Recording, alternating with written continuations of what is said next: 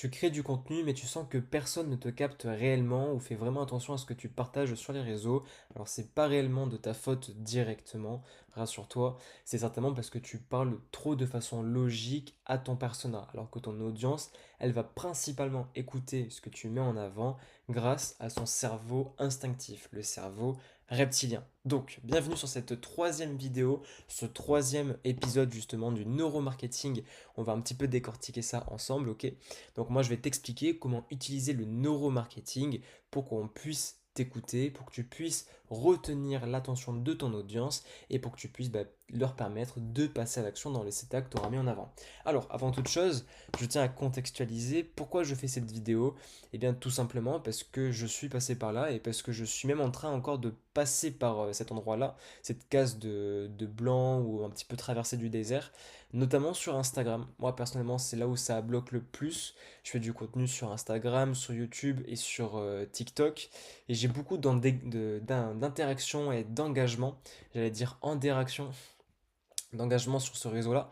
Mais sur Instagram, c'est vrai que ça prend un peu moins bien. Et donc, je me suis formé davantage sur le neuromarketing. Et comme vous pouvez le savoir, si vous avez suivi les précédents épisodes, il y a trois types de cerveau. On a le reptilien, on a le limbique et le néocortex. Ok?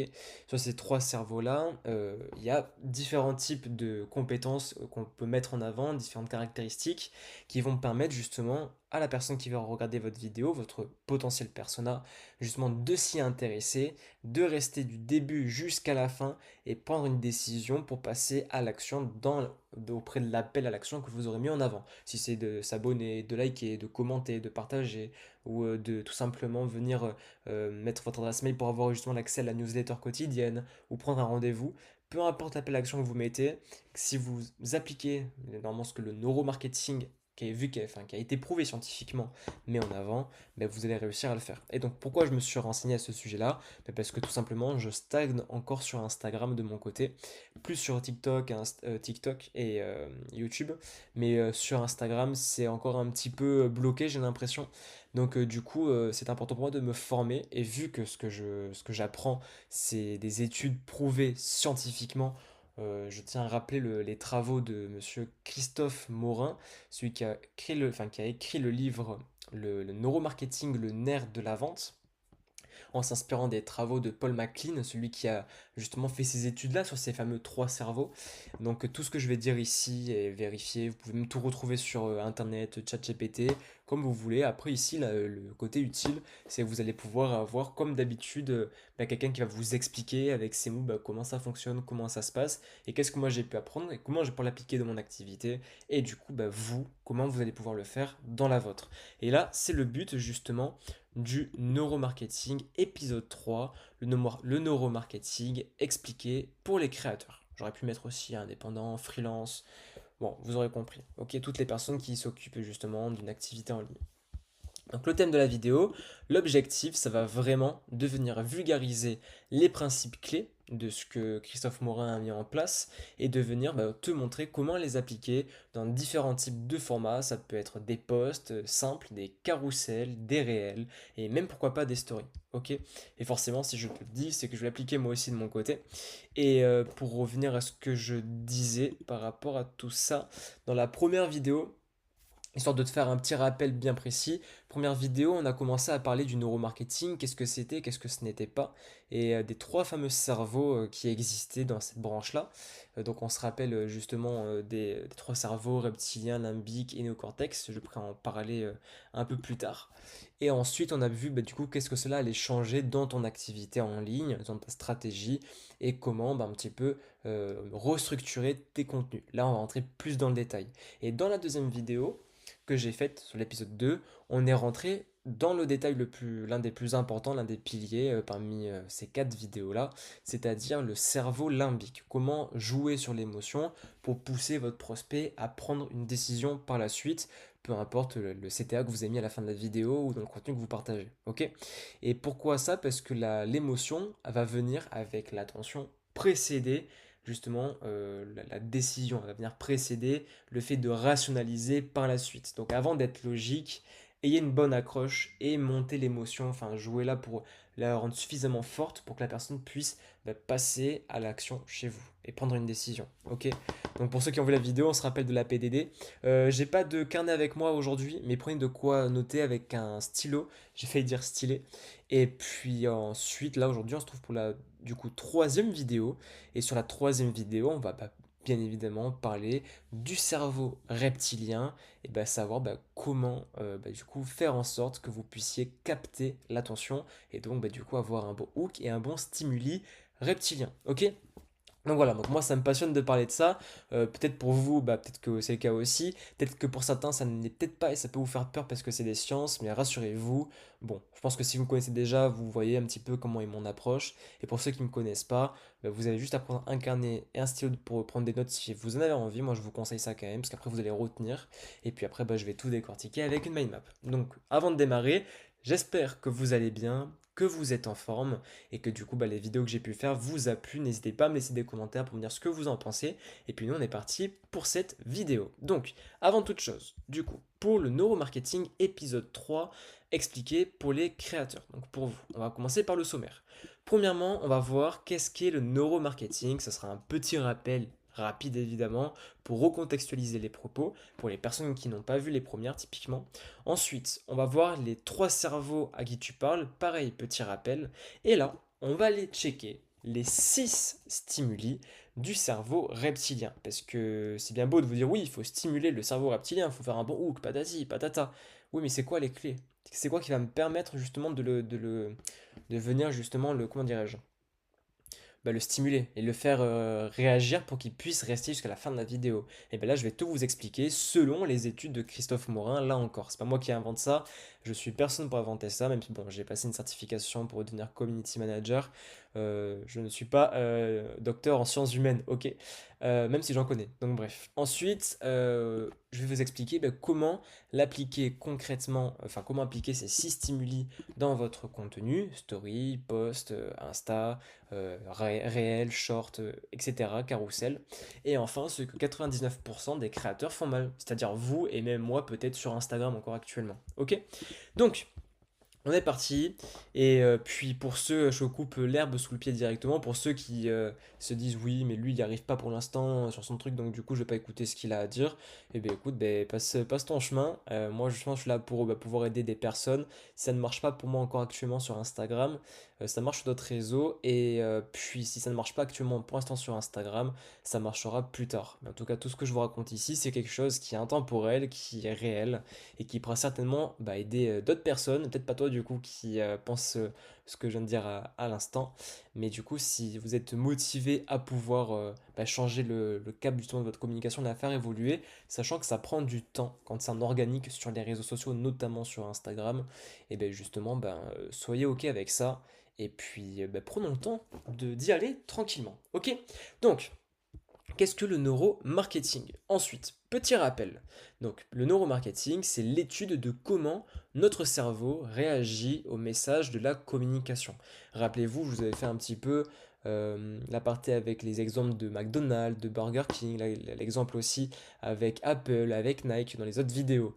Et là, je vais vous donner notre exemple. Vous voyez typiquement les logos, la charte graphique de Burger King, c'est assez orange, vert, rouge, marron.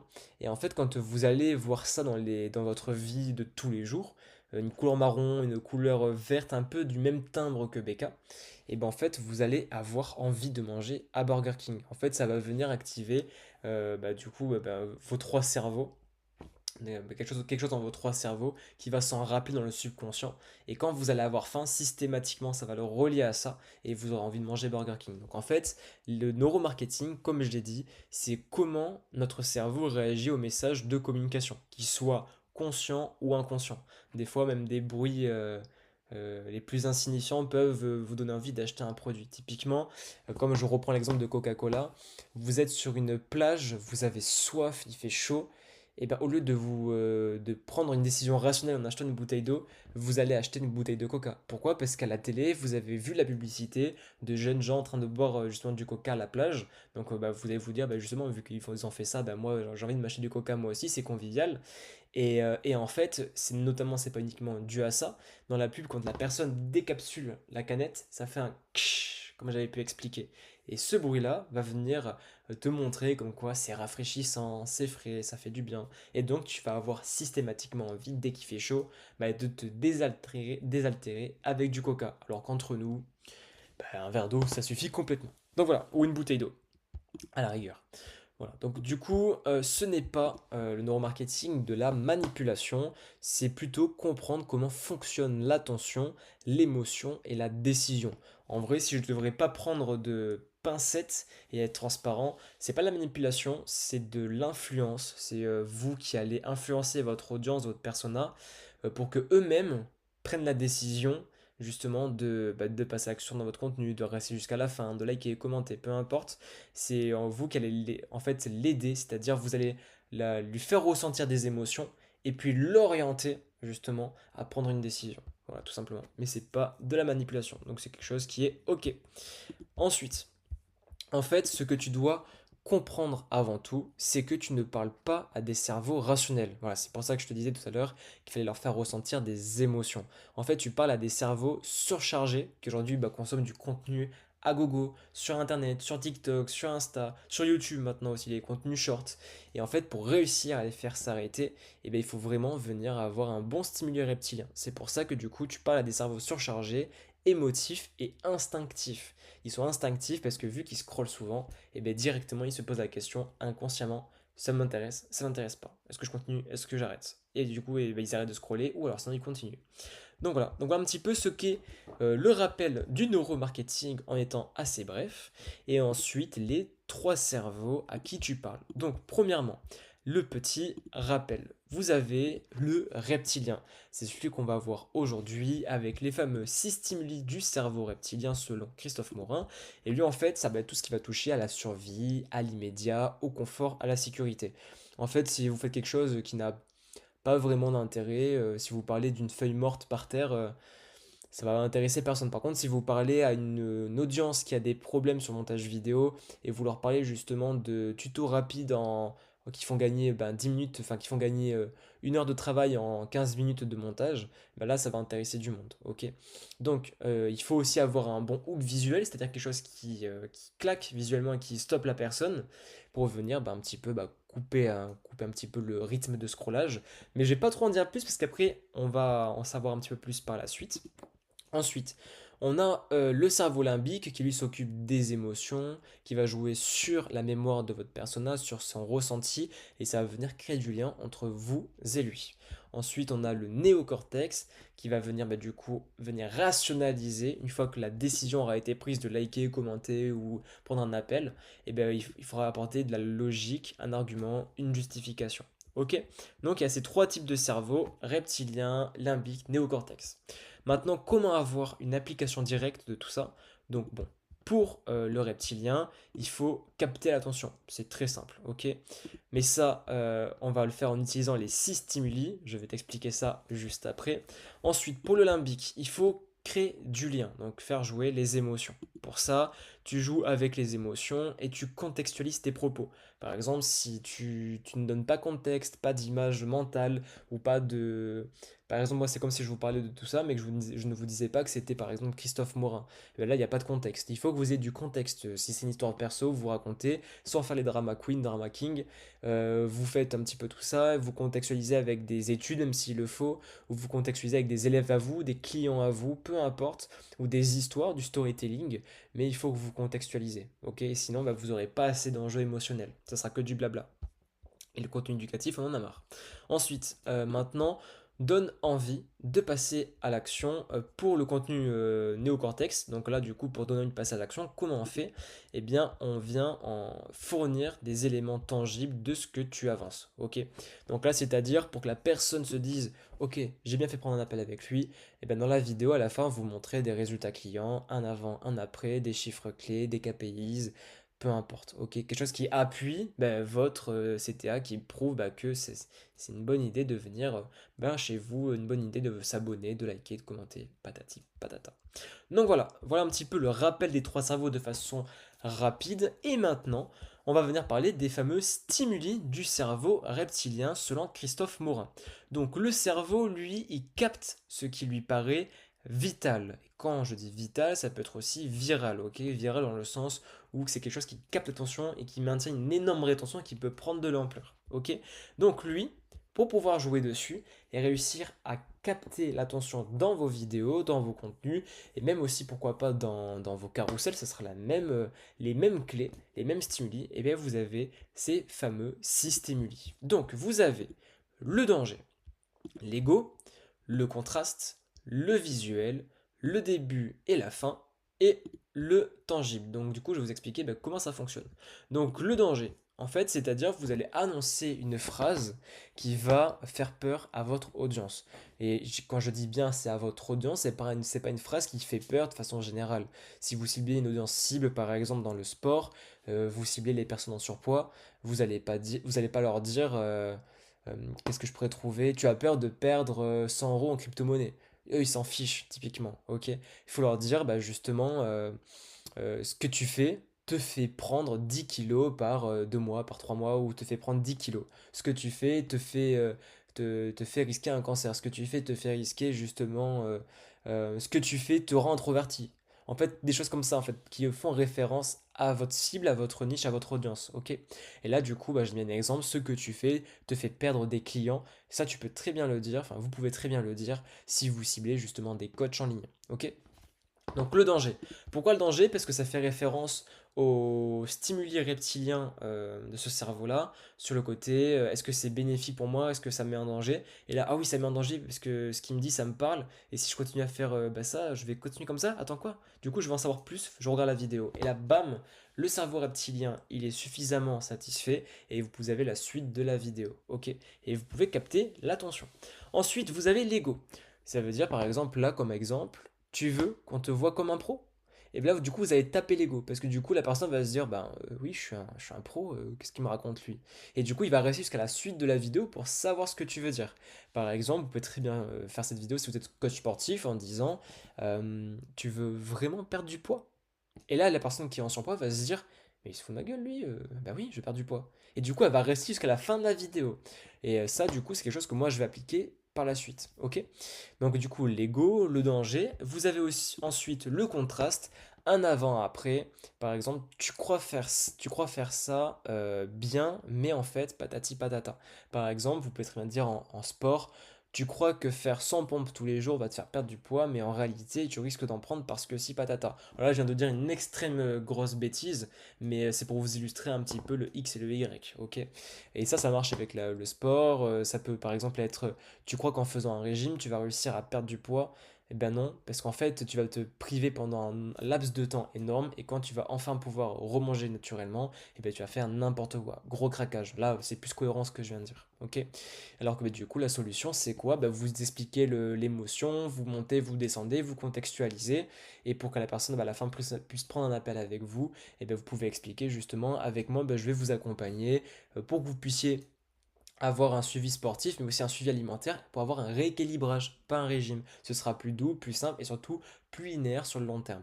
Regardez, j'ai accompagné notamment Kevin qui est passé de ça à ça, photo de Kevin, et voici un avis témoignage de Kevin qui vous partage un petit peu son vécu. Et là, du coup, on vient clôturer la prise de décision qu'il a pris de prendre un appel avec vous parce que vous fournissez des preuves. Et Kevin qui parle un petit peu justement de son accompagnement, patati patata, c'est encore mieux. Mais bref, avant ça, du coup, vous avez vu, on a verrouillé attention avec la fameuse phrase tu crois que justement qu'en faisant un régime, tu vas vraiment perdre du poids. C'est faux parce qu'en fait, tu vas venir patati patata. Et c'est ça qui va faire que la personne va s'arrêter. Parce que peut-être que la personne qui est en surpoids, elle fait un régime, elle en souffre, et là, elle va se dire ah, attends, quoi? C'est pas la solution? Et là, elle va découvrir la personne, s'intéresser à son contenu, elle va rester jusqu'au bout, monter en émotion, et à la fin prendre la décision de je prends un appel avec lui, est-ce que j'ai bien fait? Oui, parce que dans la vidéo, il a quand même dit, il a montré aussi ce qu'il a fait avec son élève, je crois qu'il s'appelle Kevin, c'est ça? Donc je pense que s'il a fait ça avec lui, il peut faire ça avec moi. Paf! Et c'est comme ça que vous allez réussir à engager par la suite. Ok? Ça aussi, je vais l'appliquer.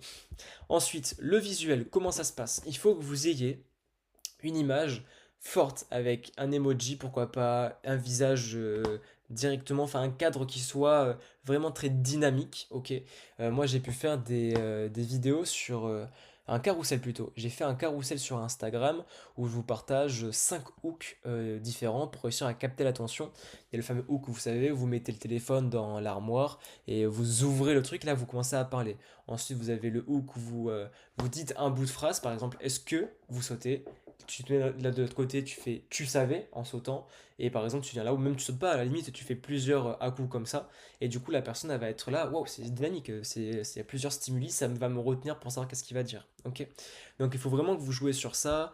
J'ai fait justement d'autres, comment dirais-je, d'autres hooks visuels sur Instagram que vous pouvez aller consulter, et c'est toujours intéressant et super pertinent d'en mettre parce que si vous n'en mettez pas, aujourd'hui c'est un peu délicat. Je vous aurais dit que si vous mettiez juste un hook verbal, ça aurait pu le faire. À l'époque, ça marchait comme ça, mais maintenant il faut que vous ayez un hook visuel, c'est-à-dire quand vous avez le hook, c'est pas plus de 3 secondes, vous mettez quelque chose de différent et d'impactant visuellement qui change. Bah, ça peut être un plan où vous mettez votre téléphone en haut d'une armoire et vous vous filmez en bas en train de regarder, de parler. Ça va être bizarre, ça. Du coup, les gens ils vont arrêter de scroller, ils vont se dire, oula, qu'est-ce qu'il fait? Et en plus, ça, vous rajoutez un dézoom en arrière ou un gros zoom. Et là, ça va pouvoir faire de l'impact. Ok? Vous pouvez rajouter un petit bruitage en plus avec un effet texte qui apparaît d'un coup au moment où vous dites ben, la phrase polémique, par exemple, qui va taper l'ego ou le danger. Une fois que vous avez fait ça, à la fin des 3 secondes, ça switch, vous repassez du coup à une vidéo normale, et là vous blablatez, vous montrez vous rajoutez des images, peu importe, comme vous voulez, mais il faut qu'il y ait vraiment une cassure, ok? Donc voilà. Ensuite, le début et la fin. Là, du coup, le cerveau capte ce que lui, il paraît vital. Il réagit au début et à la fin. Quand je dis ça, c'est qu'il va réagir à l'accroche de votre vidéo, donc au hook. Et après, tout ce qu'il y a entre, il va le ressentir, mais pas forcément s'en rappeler. Il va se rappeler du début et se rappeler vraiment de la fin. Donc il faut que vous ayez un bon CTA clair. Pour ceux qui ne savent pas, un CTA, c'est un call to action. Donc il faut que vous ayez un bon call to action pour que ça puisse justement valider justement l'engagement de votre persona et qu'il puisse se rappeler de vous, être captivé par la suite. Ok. Donc du coup voilà. Et enfin le tangible. Là vous montrez des chiffres, des résultats visibles. Ça même du coup en hook ça marche très très bien. Vous mettez très bien, ça c'est une photo, alors, directement vous commencez, excusez-moi j'ai réfléchi en même temps que je parlais, du coup dans le côté tangible, exemple les chiffres, les résultats visibles tendus, ça peut être aussi des photos de témoignages. Vous pouvez démarrer votre vidéo si vous êtes coach sportif et avec, dès la première seconde un plan dynamique sur ça c'était Kevin avant et ça c'est Kevin maintenant, ok? Vous faites les deux justement comparatifs dans la même vidéo et là d'un coup vous reprenez les relais et toi aussi si tu as ce résultat-là, on va pouvoir faire ci, ça, et peut-être que tu te sens comme ci, comme ça aujourd'hui, patati patata. Mais le hook, il peut se faire comme ça, directement avec les preuves. Pareil si vous êtes justement dans les chiffres, si vous êtes closer et que vous voulez justement accompagner votre closer, j'ai une bêtise, et bien vous pouvez directement mettre ça c'était mon chiffre il y a 2 mois, et ça c'est mon chiffre justement de ce mois-ci. Là vous voyez la grosse différence, ah mais c'est intéressant, comment il a fait pour faire par exemple x10 en peu de temps comme ça, attends je vais écouter sa vidéo et du coup vous allez venir captiver. Donc même ici, le côté justement tangible peut marquer, ok? Mais il faut pas trop en dire. Si vous dites justement que de ça, trop de néocortex, on va dire, en fait, il n'y aura pas l'émotion et du coup, il n'y aura pas de décision à la fin, ok? Il faut juste en servir un tout petit peu pour le hook. Donc lui, ce que je pourrais rajouter à la limite, alors attendez, tac, tac, tac, ce que je pourrais rajouter à la limite, lui, c'est de faire attention de pas trop en forcer, c'est juste pour accrocher sur 3 secondes et après vous repartez dans l'émotion à fond. Et à la fin, vous venez rationaliser avec davantage de preuves, vous expliquez vos preuves du début. Ok? Donc voilà. Voilà ce qu'il en est pour les 6 stimuli du cerveau reptilien. Je pense que, bon, pour le coup, c'était assez clair. Et maintenant, comment l'appliquer concrètement à votre contenu? Eh bien, dans un post, exemple les carousels, vous allez faire la première slide, le stimuli fort, du coup, du cerveau reptilien. Donc, vous allez pouvoir jouer sur la peur, l'ego, l'erreur, typiquement. Ça marche assez bien, vraiment, ces deux-là. Ça va vous permettre justement de pouvoir attirer l'attention directement de votre audience parce que c'est souvent les problématiques qu'elle rencontre, ok. Ensuite, sur la slide suivante, vous faites une structure émotionnelle, comme je vous ai dit, vous lui faites ressentir de l'émotion, plus de la contextualisation. Et dans la dernière slide, vous faites un appel à l'action claire, parce que c'est ça qu'il va retenir, qu'il va capter. Et vous faites davantage d'ancrage visuel en fournissant des preuves de ce que vous annoncez, ok. Donc voilà. Ensuite, pour une story, c'est un peu le même principe. Donc là, c'est un stimuli rapide, donc il faudra un stimuli visuel fort et impactant avec une tension. Ça peut être par exemple un silence. Moi, je sais qu'il y a une story très bête justement que j'ai faite qui a eu justement beaucoup de vues. C'était un peu improbable. En fait, je fais souvent des stories face caméra où je parle, j'ai des vues, mais c'est pas non plus drastique comparé à d'habitude. Et là, j'ai fait une story où quand j'ai perdu la sauvegarde, enfin pas la sauvegarde, mais j'ai perdu le son de mes 3 vidéos YouTube. Et ben j'en ai fait une story pour dire je suis dégoûté, j'ai perdu tout ça. Et j'ai commencé la vidéo avec un énorme silence et un focus sur ma tête pour après dire vous savez ce qui m'est arrivé là? Et en fait, ça a mis une tension. Et les gens, vu qu'ils sont habitués à ce que je parle beaucoup, et bien quand il y a eu du silence, ils se sont fait ah, qu'est-ce qu'il va dire? Et ça se voyait un peu que j'étais un petit peu dépité aussi. Donc voilà. Et puis après, j'ai un petit peu attisé la curiosité. Donc il faut faire pareil, ok?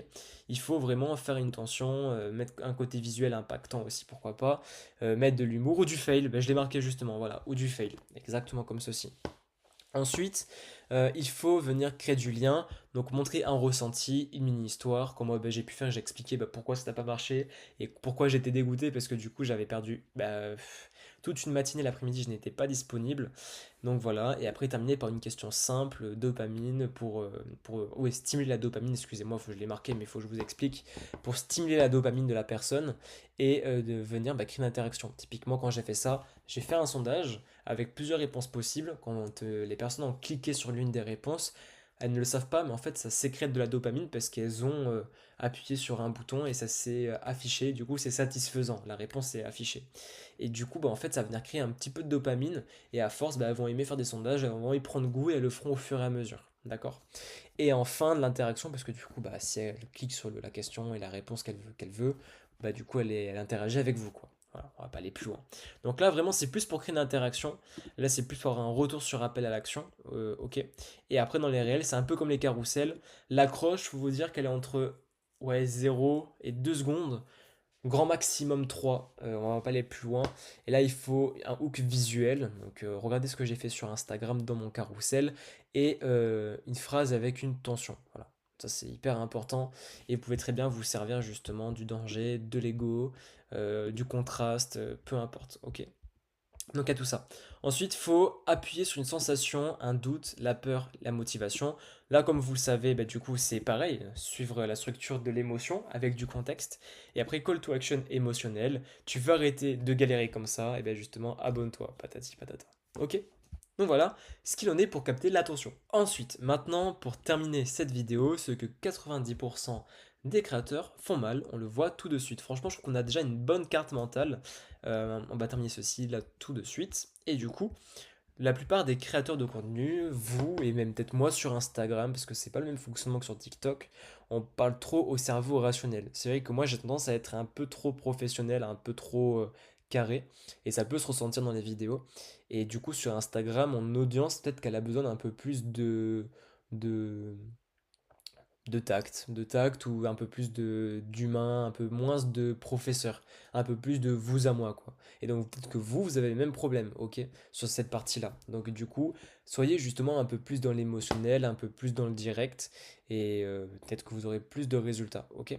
Ensuite, et c'est pas peut-être, c'est même certain. Ensuite, ce que 99% des créateurs font mal, c'est qu'ils croient que plus d'infos, c'est faire plus d'impact. Ça, par contre, c'est vraiment faux aussi. Si vous racontez trop d'infos, il va y avoir une surcharge d'informations.